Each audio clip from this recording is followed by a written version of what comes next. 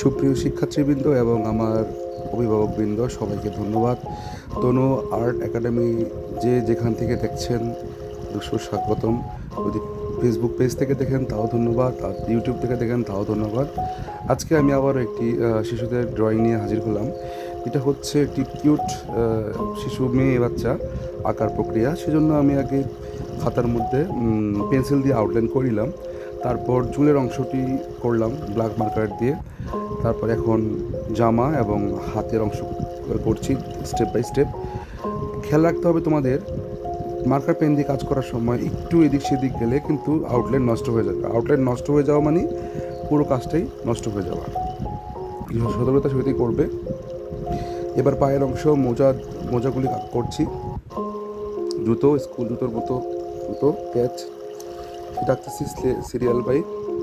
তোমরা ইচ্ছা করলে আগে স্টেপ বাই স্টেপ দিকে অনুসরণ করতে পারবে। দেখো, আমি চোখ, নাক, মুখ আঁকার চেষ্টা করছি। আমি এই মার্কার দিয়ে আঁকছি। তোমরা এই মার্কার দিয়ে করতে গেলে দেখা গেছে কালার ডিসকালার হয়ে যাওয়ার সম্ভাবনা থাকে। তা তোমরা কালো চিকন সিগনেচার পেন অথবা কালো কলম দিয়ে করতে পারো।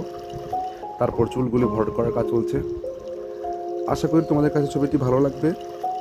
যদি ভালো লাগে তাহলে অনুসরণ করো, শেয়ার করো, লাইক করো, কমেন্ট করো। কমেন্ট করলে আরও কিছু কাজ করার আগ্রহ আমার জাগবে। সবাই ভালো থাকবে, ধন্যবাদ। পরবর্তী কাজের আগমন জানাই।